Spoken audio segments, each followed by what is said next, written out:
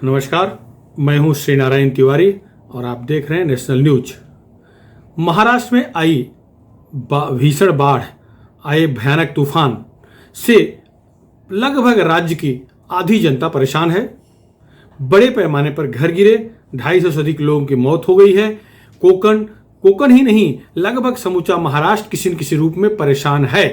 लेकिन आज तक राज्य सरकार की ओर से ऐसा कोई कदम नहीं उठाया गया जिससे राज्य की जनता अपने को पूरी तरह से आश्वस्त, सुरक्षित और मदद पाई हुई महसूस करे। आश्वासन तो मिला है। महाराष्ट्र के मुख्यमंत्री उद्धव ठाकरे बड़े तेजी से दौरा कर रहे हैं। विपक्ष नेता देवेंद्र फडणवीस बड़े तेज दौरा कर रहे हैं। विपक्ष का दबाव बहुत बड़े पैमाने पर बन रहा है, जिससे मजबूर होकर के राज्य सरकार को घोषणा तो करना ही पड़ेगा। लेकिन अभी तक एक पैसे की घोषणा नहीं हुई है। तर्क दिया जा रहा है कि भाई सर्वेक्षण होगा, सर्वेक्षण के आधार पर तय किया जाएगा कि कितना नुकसान हुआ और राज्य सरकार को कितना देना है, वह केंद्र सरकार से क्या राहत मांगनी है, अभी तय ही नहीं कर पा रहे हैं। 21 जुलाई को कोकण में भारी बाढ़ आई थी, भयानक बाढ़ आई थी, जिससे बड़े पैमाने पर मृत्यु हुई है। लोगों के घर बह गए हैं, बर्बाद हो गए हैं। कोल्हापुर, सांगली, सातारा, माने पश्चिम महाराष्ट्र हो, विदर्भ हो, कोकण हो, सबके सब लगभग बर्बाद हो चुके हैं। लेकिन राज्य सरकार ने अभी तक कोई पैकेज की घोषणा नहीं की है, जिससे जनता बुरी तरह से दुखी है, परेशान है। विपक्ष जो आरोप लगाए, लेकिन आम जनता भी रो रही है। आम जनता परेशान है। जिनके घर में फूटी कौड़ी नहीं बची है, जिनके घर में 1 ग्राम चावल नहीं बचा है, जिनके घर में जो शरीर पर कपड़े हैं उनको छोड़ करके घर में कुछ नहीं बचा है, वो क्या खाएं, क्या पिएं, कैसे कपड़ा पहने, कहाँ रहें, कुछ नहीं। शिविरों में रख दिया गया है। NGOs लगे हुए हैं, सामाजिक संगठन लगे हुए हैं, यहाँ तक कि पार्टियां लगी हुई हैं। लोगों को एक तरह से पुनर्वसन कराने की कोशिश में लगे हुए हैं। लेकिन सबकी एक सीमा होती है। सरकार काम सरकार को करना चाहिए। सरकार का काम जनता नहीं कर सकती। सरकार काम NGO नहीं कर सकते। सरकार का काम पार्टियां नहीं कर सकती। लेकिन अभी तक सरकार के मुंह से घोषणा के नाम पर घर तक नहीं निकला है। मुख्यमंत्री कोकण दौरे पे गए थे। देखिए, 21 जुलाई को भारी तबाही हुई है, महाभयानक बाढ़ आई है। बर्बाद हो गया कोकण, बर्बाद हो गया चिपलून, बर्बाद हो गया कोल्हापुर, बर्बाद हो गया सांगली। लेकिन अभी तक कोई मदद का पैकेज किसी के बैंक में जाना तो दूर, सरकार के मुंह से घोषणा नहीं हुई है। मुख्यमंत्री ने कोकण दौरे पर कहा था, चिपलून दौरे पर कहा था कि वो केवल घोषणा नहीं करेंगे, अभी सब समीक्षा करेंगे। लेकिन आज तक समीक्षा नहीं हुई। दौरा चल रहा है। इसे विपक्ष पिकनिक कह रहा है, पर्यटन कह रहा है। जनता भी परेशान है। मैं जय महाराष्ट्र नामक चैनल पर देख रहा था डिस्कशन में, जिस तरह से प्रसाद काथे ने सबको धारे पर रखा, सबको एकदम आड़े हाथों लिया। सारे विपक्षी दल, सारी जनता एक सुर में कह रही थी, एक सुर में उनका कहना था कि उन्हें कुछ नहीं मिल रहा है। विपक्षी दल तो आरोप लगाएंगे, सही है, लेकिन जिस तरह से चैनल पर बैठी वो महिला रो रही थी, उससे देखकर ये जरूर हो रहा है कि सरकार की किसी भी तरह की कोई मदद नहीं पहुंच रही, गांवों तक नहीं पहुंची है। NGO जरूर पहुंचे हैं, पार्टी के संगठन जरूर पहुंचे हैं, सरकार के सत्ता पक्ष के लोग उत्तर नहीं दे पा रहे हैं। राष्ट्रवादी कांग्रेस पार्टी के वरिष्ठ नेता उत्तर नहीं दे पा रहे थे। हेमंत टकले कोषाध्यक्ष हैं, बड़े पद पर हैं, खाली वो अपने पार्टी के गुणगान कर लिए कि हमने इतनी ट्रक सामान इधर भेजा, उतना ट्रक सामान उधर भेजा। लेकिन जब महिला वो स्वाति माजगावे जब अपना दुख दर्द सुनाने लगी, रोने लगी, तो किसी के पास उत्तर नहीं था। टकले जी के पास बस केवल तर्क था कि हम प्रयास कर रहे हैं, संयम रखो। अरे संयम से भोजन मिलेगा, संयम रखने से कपड़ा मिलेगा, संयम रखने से दवाई मिलेगी नहीं। इसके लिए जो चाहिए वो चाहिए पैसा। अगर तत्काल पैसे का प्रबंध सरकार कर दे, ज्यादा नहीं तो 10,000 रुपया भी अगर लोगों के हाथ में आ जाए तो बहुत राहत हो जाएगी। बाद में सर्वे कराना, घोषणा कराना, यही मांग तो विपक्ष कर रहा है। देवेंद्र फडणवीस की तो यही मांग है, या पूरे राज्य की जनता की यही मांग है, जो देना हो दीजिए, लेकिन तत्काल लोगों के हाथ में कैश जाने चाहिए। 2019 में इसी तरह की बाढ़ आई थी।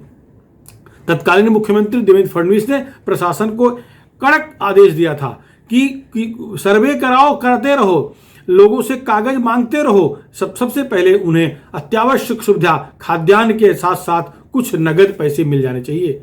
2000 5000 रुपया तत्काल वितरित किया गया, बाकी की राशि बैंकों में गई।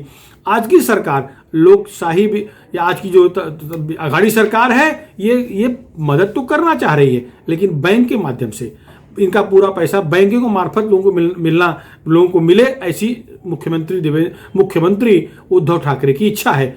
इनकी इच्छा एकदम पवित्र है, धांधली नहीं होगी। बैंक से बैंक जाएगा, सरकारी के खजाने से बैंक में जाएगा, बैंक खाते में जाएगा, खाता धारक को मिलेगा, कोई दलाली नहीं होगी, कोई कट मनी नहीं होगा, बंगाल से कोई करप्शन नहीं होगा। लेकिन बैंक में जाने के लिए, खाता बताने के लिए उनके पास पासबुक तो होना चाहिए। पासबुक ही नहीं बचा है, आधार कार्ड नहीं बचा है, पैन कार्ड नहीं है उनके पास, सब बह गया है। कहां से लाके दें खाता, कैसे बताएं कि वो इस गांव के रहवासी हैं, कुछ नहीं बचा है। आज मुझे लग रहा है, या पूरे राज्य की जनता को लग रहा है कि सबको एक निर्धारित राशि हाथ में मिलनी चाहिए। बाकी जो बड़ा अमाउंट सरकार मदद करने जा रही है, वो कागज पत्र की जांच पड़ताल करके बाद में करे। अब लोगों घर बह गया है, लोगों के पास कुछ नहीं बचा है, तो घर बनाना होगा, पुनर्वसन का प्रबंध करना होगा। सरकार जरूर करेगी, कोई भी सरकार नहीं चाहती कि उसकी जनता भूखों मरे, उसकी जनता परेशान हो, उसकी जनता ओपन स्पेस पे रहे, खुले मैदान में, आकाश के नीचे रहे। ऐसा सरकार नहीं चाहती, महाराष्ट्र सरकार भी नहीं चाह रही होगी। और निश्चित रूप से मुख्यमंत्री उद्धव ठाकरे इस पक्ष के नहीं हैं, वो एक अपनी पार्टी के अध्यक्ष भी हैं, और उनका जगह जगह तक, गांव तक, इलाके तक उनका नेटवर्क है पार्टी का, तो निश्चित है उनको खबर तो मिल ही रही होगी। लेकिन जो बाबूगिरी चल रही है, बाबूगिरी का असर यह है कि जनता परेशान है। जिस तरह से स्वाति बता रही थी, स्वाति माजगावे कह रही थी कि तहसीलदार आ रहे हैं, केवल 40 घर का निरीक्षण कर रहे हैं, सर्वे केवल 40 घर का। ऐसा करते करते तो साल बीत जाएंगे, तब तक लोगों को कोई मदद नहीं पहुंचेगी, तो लोग तो मर जाएंगे। जिनका ब्लड प्रेशर, शुगर या कि कोई गंभीर बीमारियां होंगी, उनको दवाइयां नहीं मिले तो वैसे वो मर जाएंगे। और इसके बाद, बाढ़ के बाद जो बीमारियां फैलती हैं, बाढ़ जन्य बीमारियां, बाढ़ के बाद जो कीटाणु फैलते हैं, बैक्टीरिया फैलते हैं, उनसे निपटने के लिए अगर सरकार ने तत्काल कदम नहीं उठाया तो हाहाकार मच जाएगा। कोरोना का हाहाकार मचा हुआ है। ईश्वर कृपा कहिए, राज्य सरकार, केंद्र सरकार, प्रशासन की मजबूत निर्णय लेने की क्षमता कहिए कि कोरोना पर काफी कुछ काबू पा लिया गया है। सर्वाधिक मौत महाराष्ट्र में हुई, इसके बावजूद कोरोना पर नियंत्रण मिल गया है। अभी भी कोरोना का आंकड़ा काफी बड़ा है महाराष्ट्र का, लेकिन केरल से बहुत पीछे है। अर्थात महाराष्ट्र इतना बड़ा विशाल राज्य होकर के भी 12 करोड़ 12.5 करोड़ की आबादी वाले राज्य में अगर कुछ हजार कोरोना पेशेंट मिल रहे हैं तो बहुत चिंता की बात नहीं है। मतलब कोरोना पर नियंत्रण है, ऐसा कहा जा सकता है। इसका श्रेय राज्य सरकार, केंद्र सरकार दोनों को जाता है। लेकिन इस बाढ़ में जो किसी को आर्थिक मदद नहीं पहुंची है, वो जरूर चिंता की बात है। रुपए के काम रुपए से होता है। हाँ, राज्य सरकार की ओर से खाद्यान्न वितरित करने का काम शुरू किया गया है। शिवसेना तक कर रही है यही काम, भाजपा कर रही है यही काम, राष्ट्रवादी कांग्रेस पार्टी कर रही है, कांग्रेस पार्टी कर रही है। अपने स्तर पर खाद्यान्न, कपड़ा, बर्तन बांट रहे हैं लोग, लेकिन इससे पूरा नहीं होने वाला है। रोटरी क्लब, लायंस क्लब, जितने भी संस्थाएं, आरएसएस की संस्थाएं, बजरंग दल, सभी लोग लगे हुए हैं जनता की मदद करने में, उसमें कोई कोताही नहीं है। लेकिन सरकार की ओर से जब तक मदद का हाथ नहीं बढ़ेगा, नगदी नहीं दिया जाए, कोई भी एनजीओ नगदी किसी को नहीं दे रहा है, कैश नहीं दे रहा है, दवाइयां बांट दे रहे हैं, लेकिन सब दवाई सबको शूट नहीं करती, इससे लोग बीमार पड़ रहे हैं, गंभीर रूप से बीमार पड़ रहे हैं। सरकार को इस पर भी विचार करना चाहिए। आज विजय वडेट्टीवार जी, मतलब पुनर्वसन मंत्री, ने कहा कि सबको तुरंत पैसा मिलने का प्रबंध कर दिया गया है। आदेश दे के 3 दिन हो गया, अभी तक कहीं कोई एक पैसा वितरित नहीं हुआ है, एक पैसा लोगों के जेब में नहीं गया है। और खाद्यान्न में गेहूं चावल अगर दे रहे हैं, पैकेट जहां बढ़ भी रहा है, तो लोग पकाएं कैसे? पकाएंगे तब खाएंगे ना। बर्तन नहीं है, सिकड़ी नहीं है, गैस नहीं है, स्टोव नहीं है, कैसे पकाएं? मतलब वो सारी चीजें भी उपलब्ध करानी होंगी। लोगों का नया संसार फिर से बसाना होगा। दुर्भाग्य की बात है, पिकनिक हो रहा है, पॉलिटिकल पिकनिक हो रहे हैं, दौरे हो रहे हैं, लेकिन जनता के जेब तक कुछ नहीं जा रहा है। सब त्रस्त हैं। ये दुखद है। महाराष्ट्र जैसा उन्नत राज्य, महाराष्ट्र हमेशा अग्रगण्य राज्य रहा है।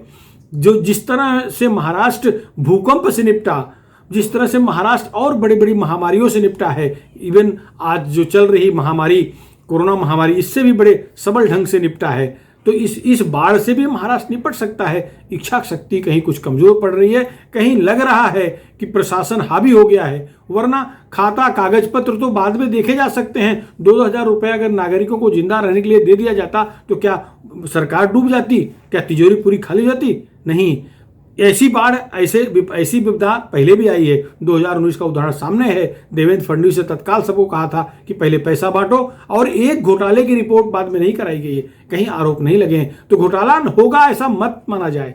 सब लोग भ्रष्ट हैं ऐसा भी समझना ठीक नहीं है। प्रिकॉशन सरकार ले रही है। उद्धव ठाकरे जी का जो कदम है वो एकदम नपातुला है, वो नहीं चाहते कि उन पर कोई आरोप लगे। सही बात है, कदम सही है, लेकिन अगर पैसा लोगों के जेब में नहीं होगा तो वो दिनचर्या डे बाई डे के सामान को कहाँ से खरीदेंगे? सबसे बड़ी समस्या तो दवाई की है, सबसे बड़ी समस्या तो दूध का है। दूध किसी इलाके में बांट दे रहे हैं एनजीओ आकर के, लेकिन सब बच्चे छोटे छोटे बिना दूध वैसे ही मर जाएंगे बेचारे। जो दूध पीने वाले बच्चे हैं दूध चाहिए, कहाँ से होगा? ये बिना पैसा हो ही नहीं सकता, संभव ही नहीं है। अब देवेंद्र फडणवीस ने मुख्यमंत्री उद्धव ठाकरे को एक ज्ञापन दिया है, 26 मांगे की हैं, उसमें यह भी शामिल है कैश दिया जाए। कैश आवश्यक है, हाँ, भ्रष्टाचार न हो इसके लिए जो भी आवश्यक कदम उठाने हैं सरकार को उठाना चाहिए, लेकिन भ्रष्टाचार के भय से लोग मर जाएं, लोगों को पैसा न मिले, ऐसा भी कदम नहीं उठाया जाना चाहिए। आवश्यकता है मदद की, आवश्यकता है लोगों को तत्काल राहत पहुंचाने की। कठोर मुख्यमंत्री, कठोर विपक्ष के नेता बनने की आवश्यकता नहीं है, सहृदय बनना पड़ेगा। सबको सहृदय बन के, जिलाधिकारी को भी, तहसीलदार को भी। तहसीलदार के बारे में पूरे जगह जगह से आरोप लग रहे हैं कि तहसीलदार एकदम से बाबूगिरी कर रहे हैं, सर्वेयर एकदम से नौटंकी कर रहे हैं, लोगों को परेशान कर रहे हैं, कागज ढुंढवा रहे हैं। कागज कहाँ से लाएं जब सब कुछ बह गया, जब कुछ बचा ही नहीं है उनके पास, लोगों के पास कुछ बचा ही नहीं है, तो कागज कहाँ से लाके दिखाएंगे? अब बताइए, 21 जुलाई को महाभयानक बाढ़ आई थी, 2 अगस्त तक किसी को कुछ नहीं पता है। कागज बन रहा है, कागज ढूंढा जा रहा है। अभी तक सरकार ने पैकेज की घोषणा नहीं की है। पुनर्वसन के लिए क्या किए जाएंगे, सरकार ने अभी तक कुछ सोचा ही नहीं है। पुनर्वसन की बहुत सारी योजनाएं हैं, प्रधानमंत्री स्कीम है, मुख्यमंत्री स्कीम बना सकते हैं, आवास विभाग स्कीम बना सकता है, करना ही पड़ेगा। ऐसी जगह आवास बनने चाहिए, कॉलोनियां बननी चाहिए जहां बाढ़ और भूकंप का खतरा बार बार न आए। ऐसी जगह, सुरक्षित जगह जहां भूस्खलन का खतरा न हो। सरकार को सर्वेक्षण करा करके एक ऐसी जगह सारे राज्य के उन सारे इलाकों में ऐसा प्रबंध करना चाहिए कि भूकंप, बाढ़, तूफान के खतरे कम हों। ऐसी जगह पर लोगों को बसाया जाना चाहिए योजनाबद्ध तरीके से, एकदम सुनियोजित ढंग से, कि दोबारा वो कॉलोनी लोगों को देख करके उनका मन हर्षित हो। वो अपने मूल घर की याद तो नहीं भुलवा सकेंगे, क्योंकि खेती बाड़ी उनकी वहीं होगी जहां मूल घर होगा, उनका धंधा व्यापार वहीं रहा होगा, उससे उनकी जुड़ी भावनाएं तो रहेंगी। वो दुखित होंगे, पीड़ित होंगे, परेशान होंगे, ये सच है।